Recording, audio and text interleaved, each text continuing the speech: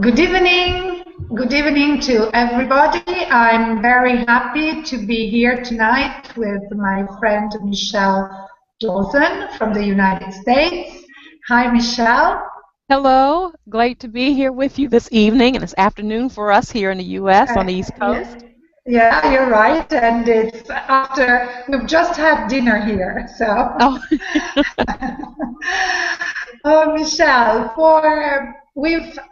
Michelle and I have met approximately a month ago at an that's international right. conference, and I discovered a beautiful lady uh, with many, many projects, with many things that I want to share with you tonight. So I will briefly introduce her, just a few things about her so that you know what beautiful, marvelous things she does. She is the founder and president of Catalyst Enterprises International, and her mission is to help organizations and individuals turn their potential into performance. She's an organizational strategist and a business mentor, and she has conducted leadership and business and organizational development programs for entrepreneurs, corporations, nonprofit organizations in the United States, Asia, Europe, Australia, and Africa. So she knows the world market pretty well. She's also founder of Catalyst Success Institute, which is the entrepreneurial development division of Catalyst Enterprises. And they help women entrepreneurs break through self-sabotaging thoughts and paradigms to make quantum leaps in their mission, mindset, and money while staying true to their vision and values. And this is so important. She is co-author of the book A View from the Top, Exceptional Leadership Strategies for Women, and you will also briefly speak about this book during the interview, Michelle. And this is a book for the woman who wants to unapologetically stand in the power of her femininity, share the brilliance and uniqueness of her talents with the world, and get paid for what she is worth. She's recognized for the successful outcomes achieved by her clients. And Catalyst, her company, has been honored as one of the top 100 Mid-Atlantic minority business enterprises and Delaware Today magazine's 20 outstanding woman-owned businesses. So I don't think I have anything else to add to all the things that you have accomplished, Michelle, and the beautiful things that you do for women internationally. Thank you so much. Yes, so I would like to start with a question concerning you as an entrepreneur. You run a successful business, and I can imagine that you have faced many challenges. What can you describe as the biggest challenge that you have faced? Well, I think that's a great question, and I would say my business, I started Catalyst in 2007, really excited about serving people, serving women, and the challenge that I experienced when I started was really getting clear on who I wanted to serve. I thought I could just serve everyone. I figured everyone needed what I had to offer, and I just go and hang out my shingle and say, I'm here to serve you. But what I found was because who I was trying to serve was so broad and trying to paint my message for everyone, no one was able to identify themselves in my message. So the biggest challenge was really getting clear on who I wanted to serve and make sure my message was clear to that audience. Yeah, and this is really one of the biggest challenges that I observe. Absolutely, We think we can serve everybody, while it is so important to identify your customer. yes. And how did you overcome this challenge, Michelle?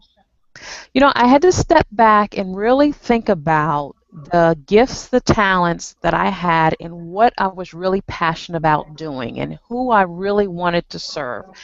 And what did that person look like? I had to get an image of my mind of what that person looked like, and I'm not talking physically, but what they look like as far as their needs. What were the problems they were having? What were the challenges that they were having? And what was the outcome that they would like in return?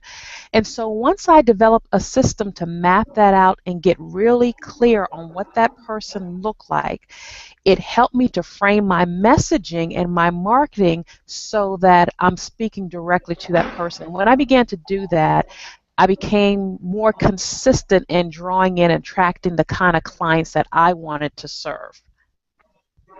This is very interesting. When you are focused, it seems not everybody think about that, and Yes, it is, yeah, very very important to be very clear and very focused. yes, it's so important. Yes. Michelle, I have another question. You empower women with your programs and services, and I can imagine you have helped women coming from different walks of life and different industries. What are the major obstacles, both internal and external, that a woman has to face when she's starting a new business or a new career? And especially older women, women in their late 40s, 50s. I like how you phrase that question about what the internal and external obstacles are, because they're both. And sometimes we focus on external obstacles when, if we don't deal with the internal ones, the external ones that we've dealt with are still not effective, the tools we have. And I would say the biggest obstacle that we as women face internally is our paradigm, or how we think. And so, paradigm is just the way we look at something, how we view it, our mindset.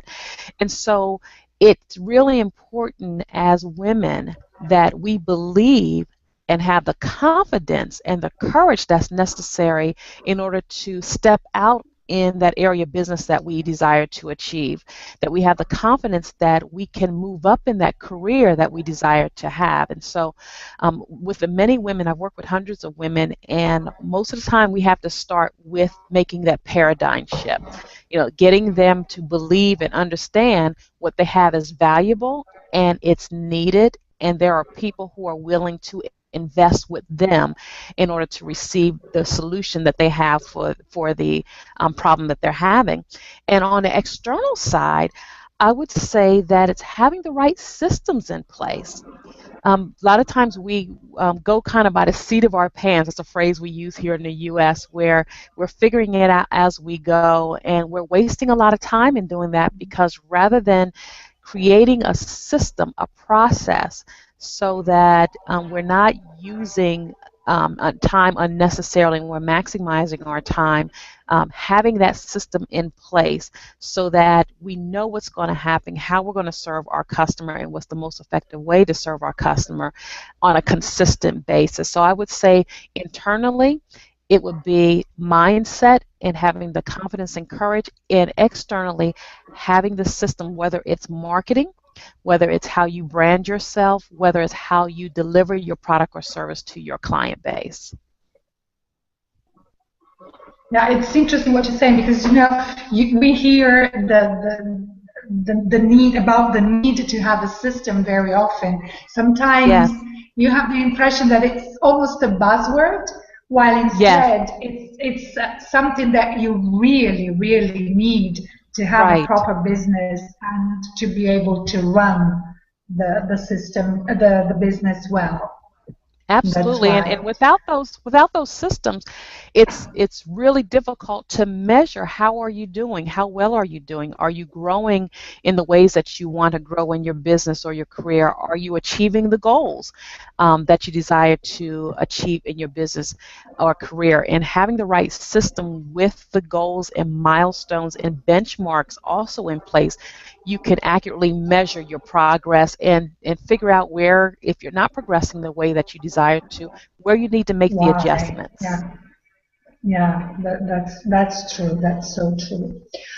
Michelle, you know that I mainly work with more mature women, and Yes. there's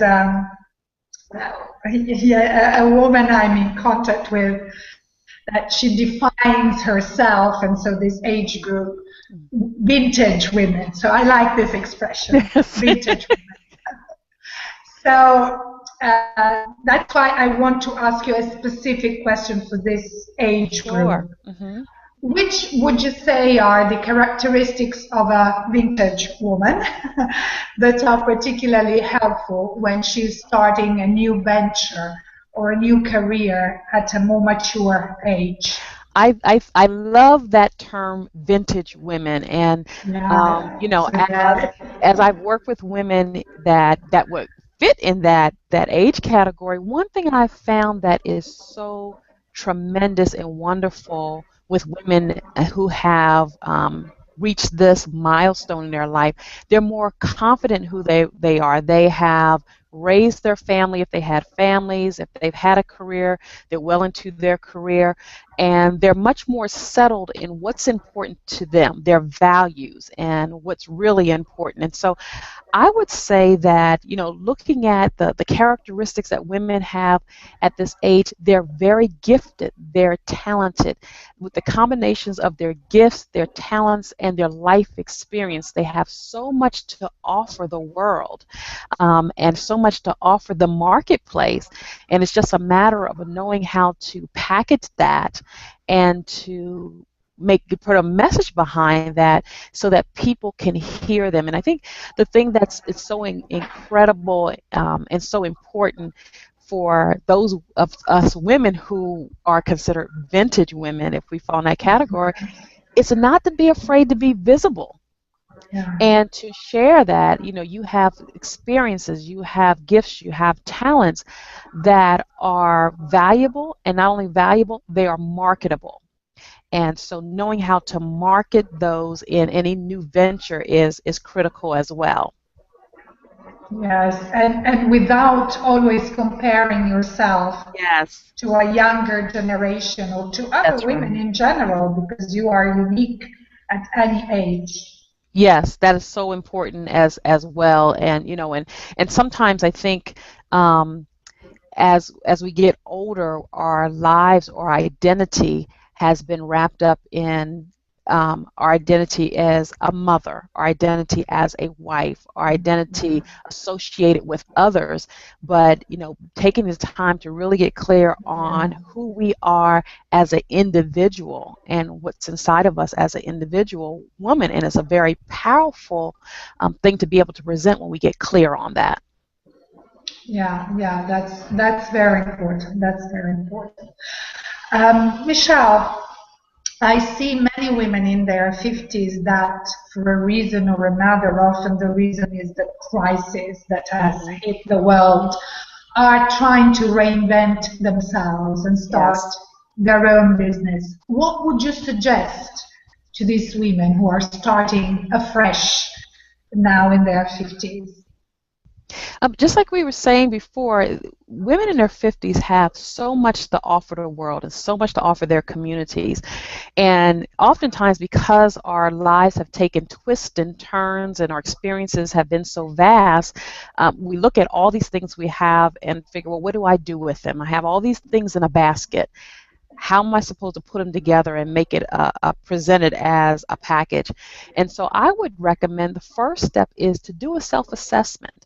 And when I say self-assessment, what are your gifts? What are your talents? What is it that you enjoy doing? And I remember when I first transitioned from my corporate career of 16 years into becoming an entrepreneur, 2 years before that, or actually probably about 4 years, 3 or 4 years before that, I was, you know, overseas. I was doing a tremendous launch in Germany for the company, and it was a multi-million-dollar launch, and it was very successful, and everyone was celebrating, and I'm sitting there, and I'm saying to myself, I don't want to do this anymore.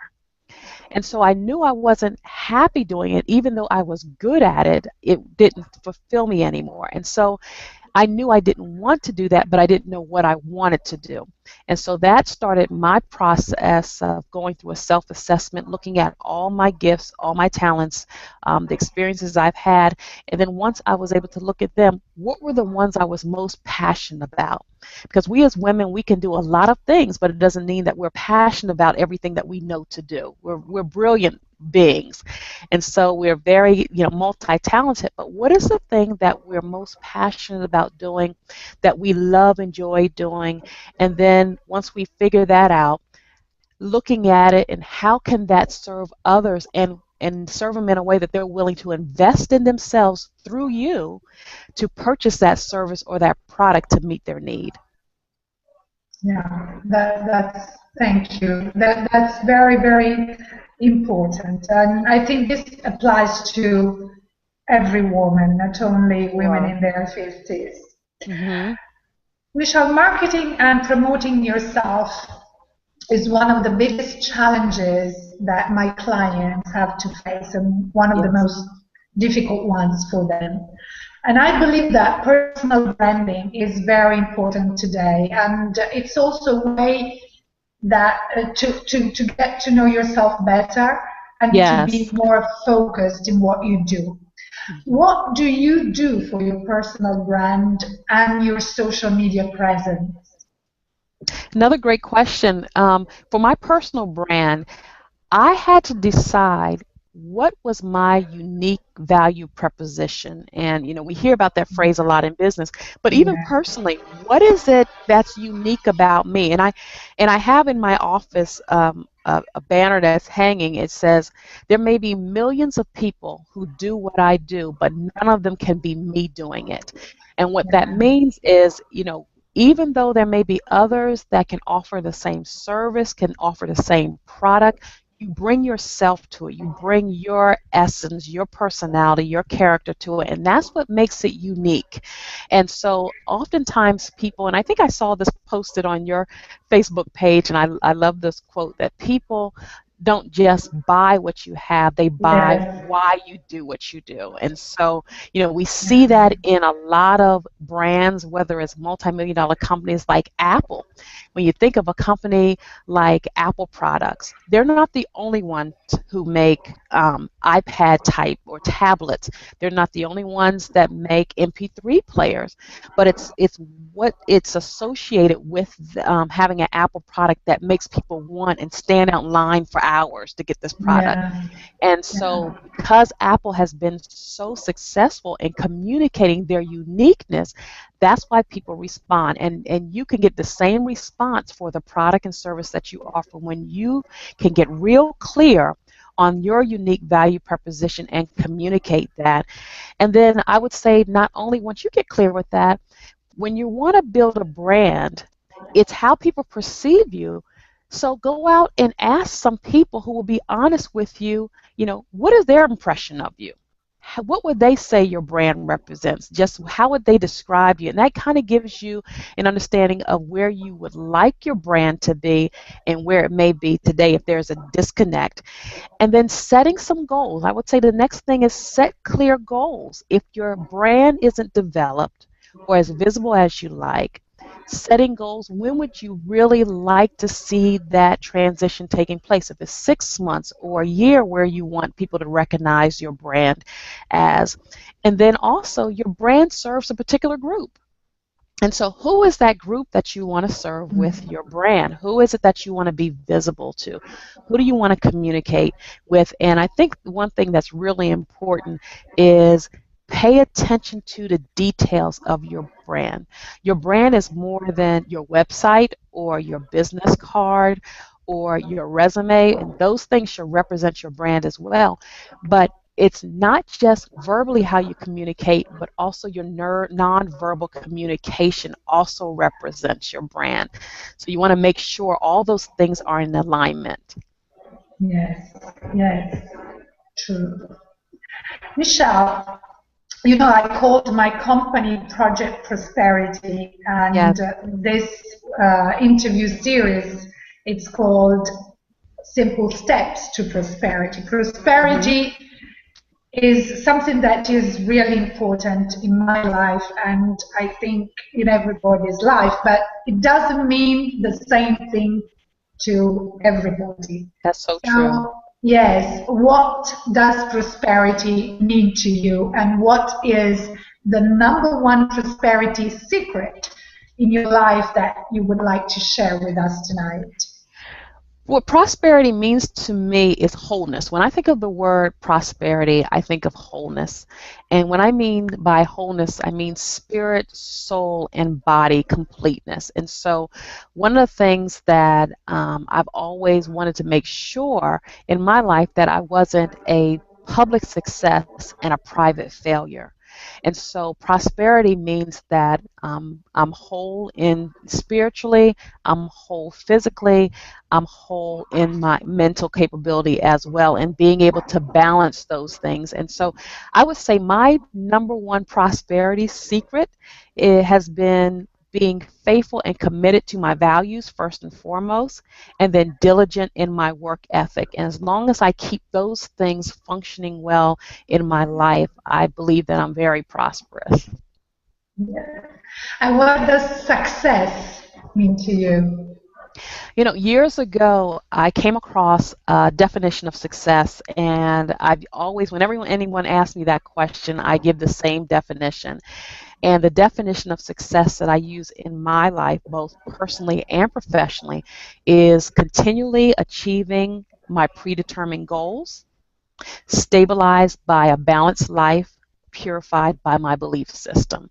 And so, in that, my success is, I don't see success as something that I've attained and reached and then you don't strive anymore, but it's a continual process as I set more goals and I achieve more goals. But I want to make sure the goals that I set for my life, personally and professionally, consist of balance, that my life is in balance with it, and that I don't go against the value system that I have in my life in order to achieve those goals. So that's success for me. So it's beautiful what you said, and what I feel is that your success is your life, and your life is Yes, your success. And absolutely. that's so beautiful, really. Michelle, talking about balance, I believe that in order to feel fulfilled and happy about your life, you have to find a balance between your Yes, physical, mental, and spiritual life. absolutely. What do you do to keep or to find this balance in your life? Well, it goes back to setting proper boundaries. And I'm big on boundaries. I'm not perfect in setting boundaries all the time, but it's something that I keep in front of me that I have to set boundaries. And the boundaries that I set are in four particular areas. And one is environment, the other is with my time, the third is with people, and the fourth is with priorities. And I'll explain each one. And I believe whether it's in, especially in my business, these boundaries are important because I believe that my current income, the revenue that I'm able to generate, is a byproduct of these four areas: my environment, priorities, time, and people. And so to increase and grow in those areas, I need to constantly be improving in those four areas. And so when I say environment, it's my house, my office, keeping it clear of clutter, keeping things organized, having a system and how I do things. I find when things get cluttered around me, I don't think well, and so I'm not able to be as creative as I want to be. So I like to keep things in order. And then also with my priorities, you know, a lot of times we, especially in business or even personally, we make a to-do list and we think of how much can I get done in this day? How much can I cram in this day? And several years ago, I changed that question to myself from asking, how much can I get done today? And reframe that question to say, what needs to happen to move my business or my life forward today? And asking the question that way has changed the priorities of that list. There Oh, may be things that would yeah. be nice to do, like to do, but is it really going to impact my business? Is it really going to impact my life if I don't get it done? And so then also people. you know, we talked, when you asked the question about balance, and we as women have this superwoman mentality sometimes. We figure we have to do it all, get it all done, and do it all by ourselves. And so it's important, I think I've learned that collaboration is a wonderful gift, and knowing how to allow people to help, and you know, having the right people surrounding me to help and to collaborate so I can leverage my time. And then the fourth actually being time, putting those structures and those systems in place so that it gives me freedom. And sometimes people hear the word systems and they think, oh, you're, you know, stifling my creativity. I'm not going to be able to get things done. But I have found the more systems that I put in place, the more freedom I have, because I don't have to guess what needs to happen next. I'm very clear on the process that needs to take place, and whether it's business or whether it's in my personal life. So those are the four areas that I strive to work on and set clear boundaries in order to keep my life in balance. You were saying that as women we have to allow people to help. One Yes, of the most difficult things for me too is to ask for help. yes. Hmm. That's so common Yeah. to women. Yes. Absolutely. And I think we think if we have to ask for help, it's a reflection on our ability to be able to handle a situation. It's a sign of weakness, or it's a sign of Which is incompetence, and it's not at all. Not at all. That's true. That's true. Michelle, while I was introducing you, I mentioned that you co-authored a book, A View from the Top, Exceptional Leadership Strategies for Women. Would you Yes. like to tell us something about this book and your contribution in particular? Yeah, it was a great project. I had the opportunity and the privilege to work with about 20 other women in writing this book. And so when I was approached about it, I'd never written before, so it was a very new adventure for me. And so I thought about the publisher of the book knows that I'm an entrepreneur and wanted me to write from that perspective as far as women in leadership as business owners and entrepreneurs. And so I wrote the book, my chapter, and the title of my chapter, which is the lead chapter for the book, is titled "Feminine, Fabulous, and Financially Free: How to Charge What You're Worth Without Apology." And the whole concept behind that chapter is that we can be strong women. We can be women as far as being feminine, because oftentimes we find that in business, I've heard, and people have told me, and other women have shared with me, that it's believed that in order to be successful in business, you have to do business like a man, whatever that means. And I believe when people hear that, they think of being, you know, abrupt or being abrasive. But I believe that we can bring who we are as women and our the femininity that we bring as women, and in that there's still strength. And but the Yeah. challenge that oftentimes we have in business is we won't we don't value what we bring to the table, and so we're not willing to ask for the price or ask for the salary that we believe that our gifts and talents command. And so in that chapter, I talk about how to get clear on your value and communicate your value, and how to stand up for yourself, and how to boldly and confidently state your price when you understand your value, communicate that, and not be afraid or apologetic for the price that you're asking for your service or the salary that you're asking for in your career. Michelle, can you tell our viewers where they can find your book? Absolutely. They can go on the website. My website is catalystsuccess.com, and you'll find a link to the book. Or if you go to, it's also sold on Amazon.com. And so you can find it in those two places. if you would like a signed copy of the book, if you go to my website, I will sign the copy, personalize a copy for you, and mail it out to you. So either way, through my website or through Amazon, you would be able to purchase the book. So for those who are watching us, at the end of this hangout, you will be redirected to a page where you will find all the contact details for Michelle. So if you want to get in touch with her, visit her website. You will have all the information, and I will post your contact details also on my social media pages, Michelle. Thank you so much. So to complete this wonderful interview, and I would love to keep you here for ages. I would love to ask you so many questions.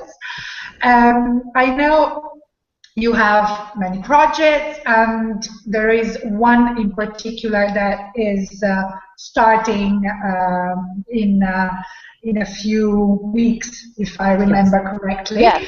Can you tell us about this project, this program that you are launching? Oh, thank you for the opportunity to share this. I'm really excited. It is a virtual telecourse that I'm launching. It's a 5-week course, and the course is called Get Focused. And what it is, a lot of the things that we've talked about in this interview, in our conversation, is going to be covered and detailed in that 5-week course. And Get Focused is a system that I developed that not only did I write, but I use it in my business. And the word focus is actually an acronym for the system, and the F will be working on how to find your niche and your uniqueness and how to communicate that uniqueness to that niche. The O is how to get organized in your priorities, in your time, in the people that you have around you, in your environment. The C is how to create bold goals that keep you moving forward and building momentum in your life and in your business.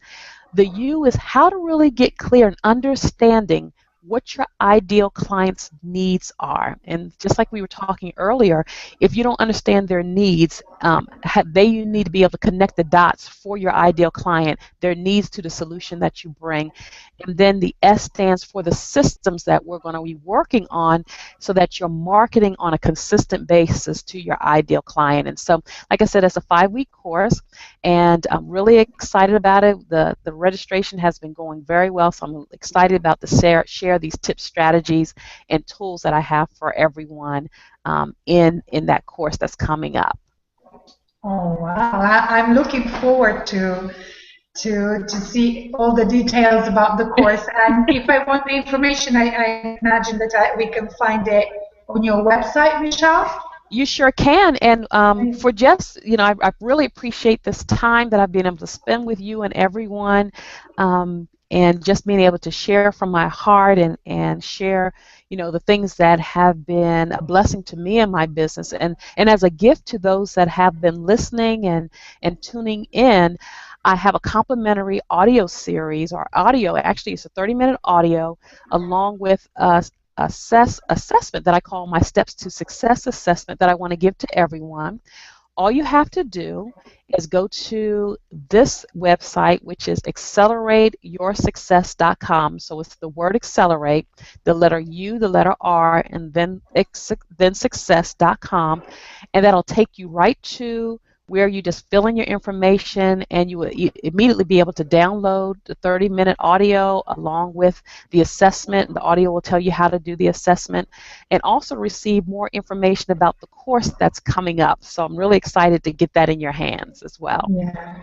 So once again, you will find all this information on the page you will be redirected to, and I will post the same information on my website and on my social media pages. So you will be able to get this gift from Michelle, do the assessment, find all the information about the upcoming course. Very excited. Yes.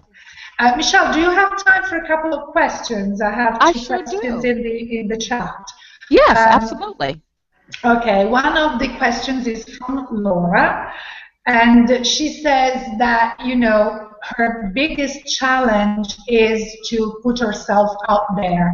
She's afraid marketing herself is the Mm, most difficult part of, doing business for her.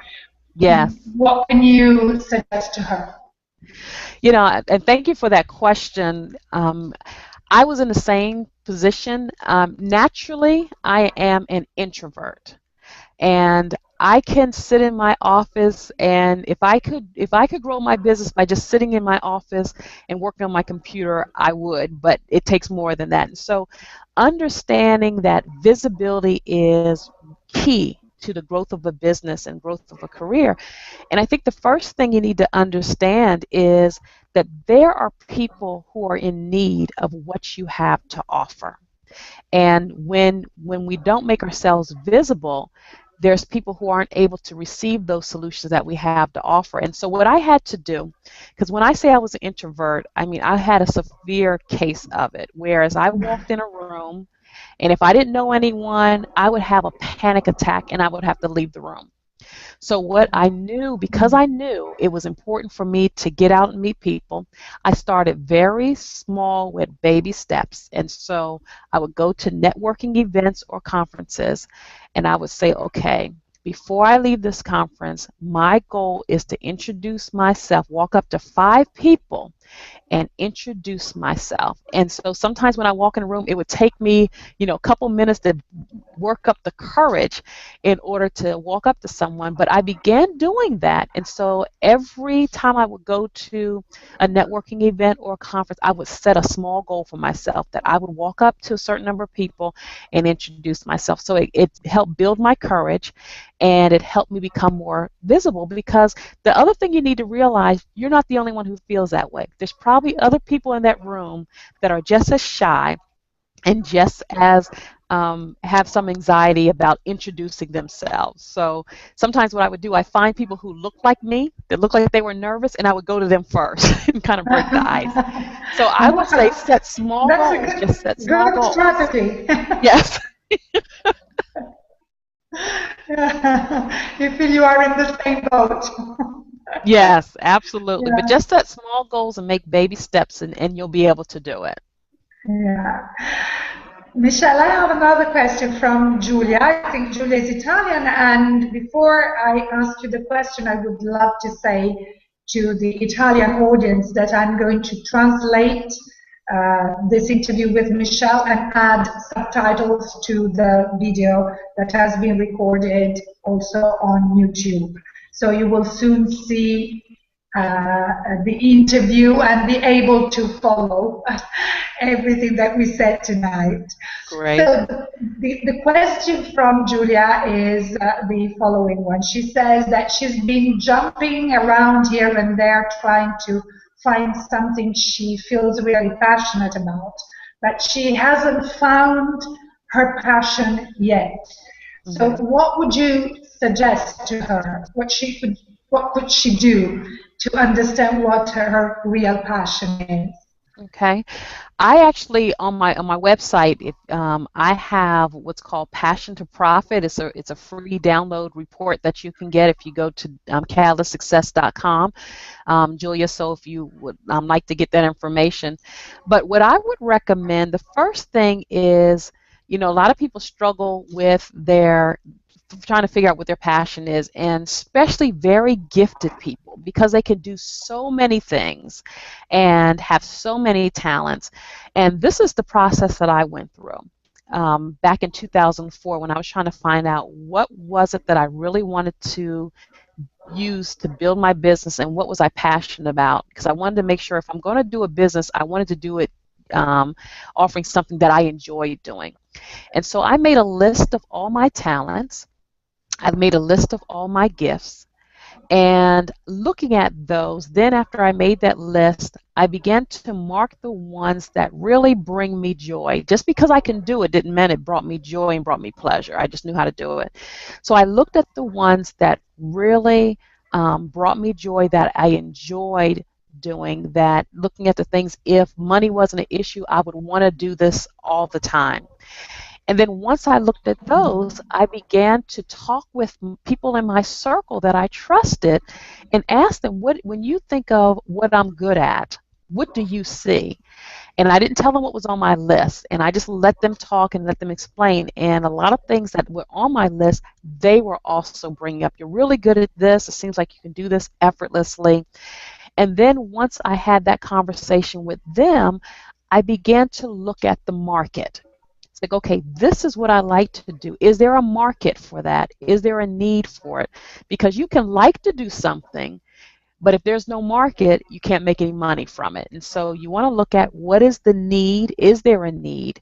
Or can you communicate the value that you bring so that people, not only who may need it, will value it and willing to pay for it? Because a lot of people may say, oh, that's great. I think that's great that you're doing, but they're not willing to pay or make the investment for it. So I would follow those steps. Make a list of everything that your gifts, your talents.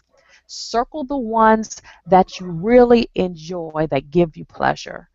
Talk to friends and family that know you and ask them when they look at you, what do they see that your gifts and your talents, and then begin to do some market research to find out, based on those that stand out, if you whittle it down, which ones are marketable, which ones can generate revenue for you as well. Thank you. Michelle, I have a question, and I was thinking, while you were talking about, this is an issue that often comes up with my clients. And the question is, what are the criteria that you need to take into account when you have to establish how much is your worth? Yes. That's the $1 million question. Because you have, I mean, it's really subjective. I wish there was a scientific formula that I could give. If I could give that, I'd be a multimillionaire many times over. But what I found was, especially, I'll use my business as an example. I'm a business mentor, I'm a coach. And so what I do is help women in growing their business and growing their revenue. And so when I began setting my prices, I used to look at what other people set their prices as, and I would use that as the benchmark to set my prices for my service. But as I continued to grow in my business and I saw the outcomes and the results and the revenue that my clients were able to generate in their business, I began to raise my prices because I saw the value that I brought to the table to those clients. It was increased because what I was helping them to be able to generate in their business. And so I tell people, I know this might sound real scientific, I tell people, look at your prices and you raise them as high as you're comfortable stating. And so, I tell people, if you can't say, you ought to be able to say your price without flinching and with confidence, just as easy as you're able to say to someone, please pass the salt. If you're not that comfortable with your price, it may mean your price is too high, but a lot of times it's not necessary that your price is too high. It may mean that you're not as comfortable and confident with the value and being able to communicate the value that you bring to your client. When you're able to communicate that value, then it helps build the confidence in your price. And then the other thing that's so important in being able to substantiate your price is having what's called social proof.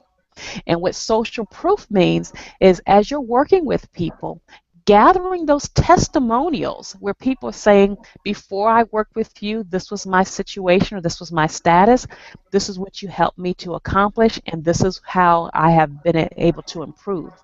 When people are able to see those testimonials and that social proof, it gives credibility to you and also the price that you're asking. Thank you, Michelle. You're welcome. That's very important, and it's also a very practical way to look at the issue, as I call it. Yes. Michelle, thank you so much Oh, it's for been my pleasure. It's been my pleasure to be on here with you today. I really enjoyed this time with you, and thank you for sharing with us, your experience, your Thank you. expertise.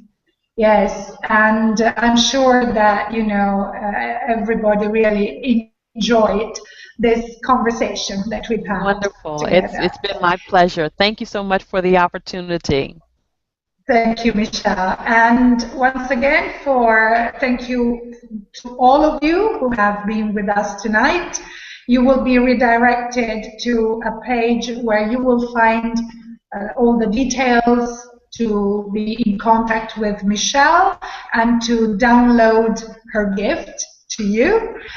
And we will see each other again next week. You will find the recorded interview with Michelle on Google Plus and on YouTube. Michelle, thank you again for your time and for sharing your Thank you. valuable experience with us. Thank Thank you, you. and you have a wonderful evening. Thank you, Michelle, and you have a great day. Thank you. Bye-bye, Bye. everyone. Bye.